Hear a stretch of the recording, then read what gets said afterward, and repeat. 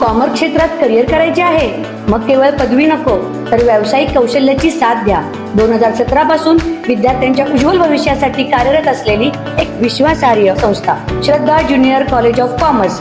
अनुभवी प्राध्यापकांकडून मिळणारे कोचिंग विद्यार्थ्याला चार्टर्ड अकाउंटंट होण्याच्या स्वप्नाकडे यशस्वीपणे घेऊन जाते. सीए फाउंडेशनचे परिपूर्ण मार्गदर्शन, करंट अफेअर्स आणि इव्हेंट मॅनेजमेंट याचे प्रॅक्टिकल नॉलेज व व्हरायटी ऑफ ऍक्टिव्हिटीज यावर विशेष भर. अभ्यासासाठी अत्यंत पोषक आणि शिस्तबद्ध वातावरण, अद्ययावत माहिती आणि वैयक्तिक लक्ष. बदलत्या जागतिक अर्थव्यवस्थेसोबत अपडेट राहण्यासाठी विद्यार्थ्यांचे सक्षमीकरण. MHT CET, CLAT, IPMAT यासारख्या प्रवेश परीक्षांची तयारी करून घेतली जाते. तर आजच प्रवेश निश्चित करा. पत्ता Shraddha junior college of commerce, Ichalkaranji. संपर्क 8605896028.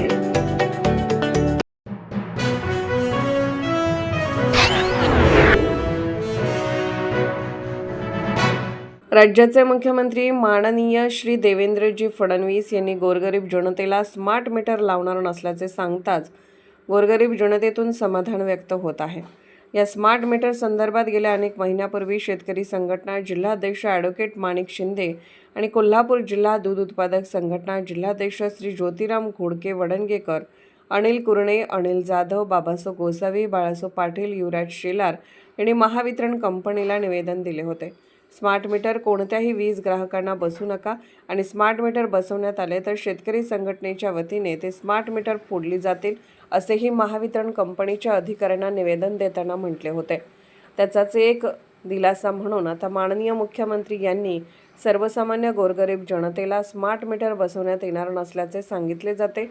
आमच्या प्रतिनिधींशी बोलताना माणिक शिंदे आणि ज्योतिराम घोडके वडणगे यांनी सांगितले, स्मार्ट मीटरला आज ना उद्या प्रीपेड कार्ड बसवण्याची दाट शक्यता नाकारता येत नाही आणि यामध्ये गोरगरीब जनता भरडली जाणार आहे. यासाठी आमचा स्मार्ट मीटरला कायमचा विरोध राहणार असे त्यांनी सांगितले. सतर्क लाईव्ह न्यूजसाठी प्रकाश भोकरे, जयसिंगपूर. राज्य सरकारने निर्णय घेतलेला आहे, सर्वसामान्य ग्राहकांना प्रीपेड स्मार्ट मीटर बसवण्यात येणार नाही.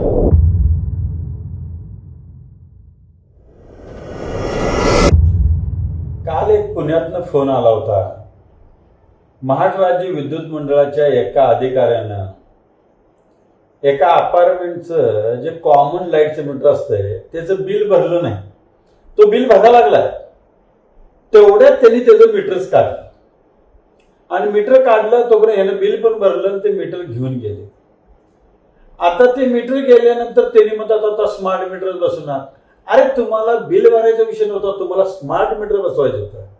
ही गद्दारी आहे. जणू काय तुम्ही नाही तुमच्या बांधच टेंडर घेतली, ही काय भूमिका चालली नाही, चुकीचं आहे. हा जनतेवर अन्याय आहे. तुम्ही जनतेचे सेवक आहात पण जनतेवर तुम्ही काय करायलाय, अन्यायाची सगळी वागणूक चालू आहे. मी मुख्यमंत्री साहेब तुम्हाला एक हात जोडून विनंती करतो. मुख्यमंत्री साहेब मला एक सांगा, तुम्ही वरती विधान भवनामध्ये सांगताय की जनतेला मीटर बदलणं, सर्वसामान्य ग्राहकाला मीटर बदलायची सक्ती नाहीये. हे तुम्ही तुमच्या तोंडातनं बोललेल्या क्लिप आहेत आणि वरनं तुम्ही आतल्या अंगानं राजपत्र काढता की मीटर बदलणं सक्तीचं आहे. काय चाललंय हे प्रकार? बदलायचंच आहे ना मुख्यमंत्री साहेब, एक बाईट देऊन टाका, जाहीर करून टाका, एक अर्ध्या मिनिटात जाहीर करून टाका की तुम्हाला बदलणं सक्तीचं आहे. ते करणार नाही तुम्ही. मी कदापि कुठल्याही राजकीय नेत्यावर व्हिडिओ बनवत नाही साहेब, मला नाईलाजाने बनवावं लागतो. तमाम जनतेला मातीत घालायचं काम चाललंय. राजपत्र काढलं, ठीक आहे, चला तुमचं राजपत्र काढलं. राजपत्र मोठं की कायदा मोठा? कायदा मोठा.